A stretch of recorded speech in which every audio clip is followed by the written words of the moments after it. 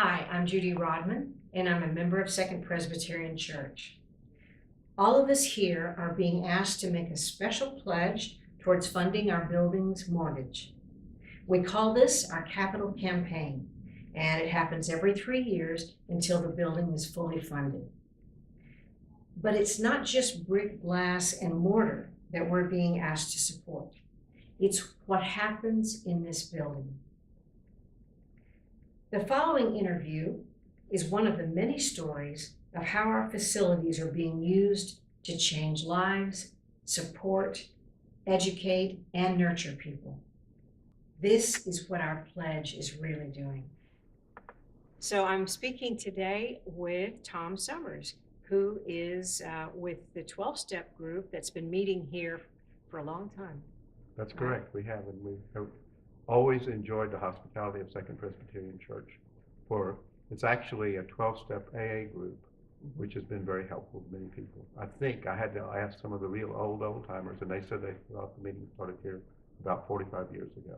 45 years ago. I've personally been coming here for 35 years, and have seen a few changes during the time because we met in different places in the building. Before the fire? Yes, before the fire, we met in your old fellowship hall, and some in the music room, which was back in this part of the building, but that part burned down. And for a long time after the fire, we continued to meet. We only missed one Sunday. We continued to meet in your new choir room over in the newer part of the building that didn't burn. And then after you completed this addition, we've been meeting here in this space, which is, I think you call it the cafe or something, and it's really, I have to tell you, it's really a wonderful and welcoming place. People talk about how they can drive up outside and see the lights on inside on Saturday nights and see people sitting at the tables and know that there's a meeting here, and they don't have to wander around the building and look for it. And they've complimented that it's nice. And even we have our own coffee pot, so we don't use your coffee equipment, which seems to be, looks very nice, but we've never figured out how to use it. So we just have used an old coffee pot for a number of years, and we always have coffee, and members of the group bring refreshments.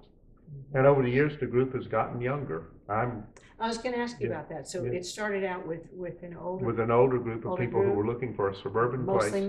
Mostly men who were looking for a suburban place to have a meeting to bring their wives to. And they were afraid to go downtown to Elliston Place to where the AA clubhouse was, because at that time that neighborhood wasn't really nice. And so this was a good place for them to meet.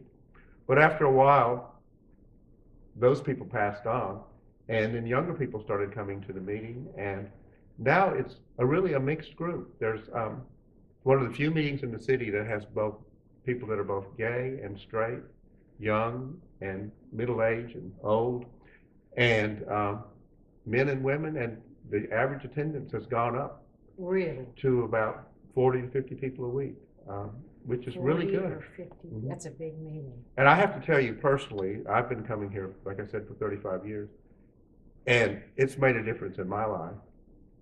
And I came to Nashville to study at Vanderbilt, and I studied both in the divinity school and psychology. And I just want to thank you, because people talk about in church a ministry of hospitality. This is a real ministry of hospitality. You open your doors and you provide us a nice place to meet. And that can really make a difference in people's lives who are struggling to get better. And I wanted to ask you about that. You know, we see the parody of 12 Steps on TV and movies, and it's good to laugh at yourself and stuff like that. But it really does change people's lives. It does. How does it do that? It does by people. To be able to meet in this building. By people coming and meeting together and working the 12 steps. 12 steps are hard to work by yourself. We say that AA is a we program.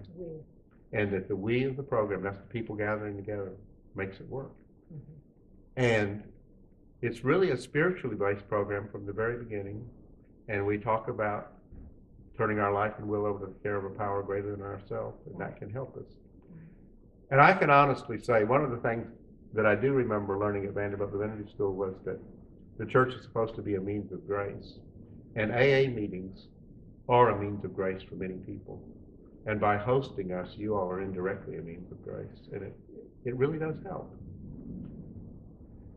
Well, the 12-step program has benefited many people who couldn't afford professional services too. It benefits everyone, the poor, or people that are just down in the lowest parts of their lives. The only requirement for membership is a desire to stop drinking. And I have learned over all these years, because I've had relatives who have issues, I personally didn't go to a treatment center. I went directly into AA. And it redeemed my life. I can honestly say that. It's the power of community in a way. And I'm deeply grateful for that. And when someone goes to a very expensive treatment somewhere, and I won't name any names, but out in Arizona or somewhere like that, the most important thing they can do when they get back to Nashville is to go to meetings. And meeting goers win. People who don't go to meetings usually end up backsliding. That's been my personal experience in this program. And without meetings like Mustard Seed and other meetings that meet in many churches throughout Nashville, it would be difficult for people to stay sober. So you call your group the Mustard Seed. I love that. So. And the name came from the fact that if you have the faith of a mustard seed, you can move forward, and you can move mountains. Right. Well, where can people find out if they want to attend a meeting here at Mustard Seed meeting here? How do they do that? They just come. We meet every Saturday at 8 o'clock, but if they want to know where meetings are in Nashville, they call what's called the AA Central Office, and they can Google it, and they have online a directory of all the meetings. And if you look at that, you'll be amazed at the number of meetings in town. And you'll also be amazed that most of the meetings are at churches. So the courtesy of churches and synagogues to provide a space for hospitality is a true ministry. Kind of makes the building priceless, doesn't it? It really does. It really does. Well, thank you, Tom, for all that you do and have meant to people. And thank you for prayerfully considering pledging to our capital campaign so that meetings like Mustard Seed can continue to be planted and cause transformations and really change the world. Kind of makes the building priceless. We're grateful to you. Thank you. Thank you. Thank you, Tom. Bye-bye now.